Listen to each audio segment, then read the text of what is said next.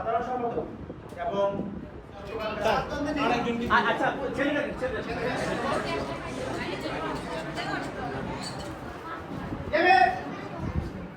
আমার martial art শেখার পিছনে যদিও একটা কাহিনী ছিল, কারণ সেটা হচ্ছে একবার আমার সঙ্গে একটু খারাপ কিছু একটা হতে যাচ্ছিলো, তখন আমি মার্শাল আর্ট শিখতাম না, কিন্তু আমি ফোনে প্রতিনিয়ত এগুলো দেখতাম।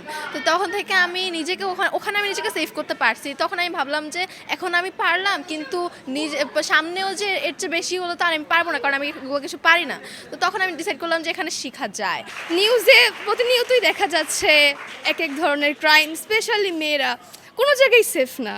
সো যদি হয় নিজে একজন ভালো ফাইট পারি, তাহলে যেই আসুক হ্যাঁ হারানো যাবে। ভালো কাজে সময়টা ব্যয় হচ্ছে এখানে, কারণ খারাপ কাজে না হচ্ছে। এখন বর্তমান ছেলেরা নেশার ভিতরে জড়িয়ে গেছে, এটা শিখতে পাইরে আমি নেশার থেকে দূরে থাকতেছি। বাইরে নিশ্চিন্তে ঘোরাফেরা করতে পারে, চলাফেরা করতে পারে, জব করতে পারে, নিজেকে সেফটি রাখতে পারে, এর জন্য শেখাচ্ছি। এটা একটা ব্যায়াম। তারপরে বাচ্চারা যেন একটু সেফ থাকে রাস্তাঘাটে, বলে যখন বিপদ তো কয়ে বইলে আসে না, যেন ওরা নিজেকে সেফ রাখতে পারে, এই জন্য আর কি। 28টা প্রতিযোগিতা এ পর্যন্ত আমরা করেছি, তাদেরকে আমরা ক্রেস্ট সনদ দিচ্ছি। আসলে এই ধরনের প্রতিযোগিতা এই জন্য করা হচ্ছে যাতে করে তারা স্বীকৃতি পায়, তারা উৎসাহী হয়।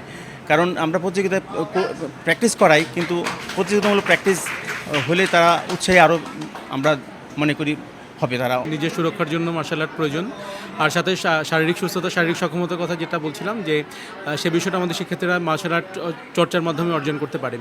তো এটা আসলে দুই ক্ষেত্রে আমাদের প্রয়োজন। আমরা চাই আমাদের শিক্ষার্থীরা মার্শাল আর্টে আগ্রহী হোক।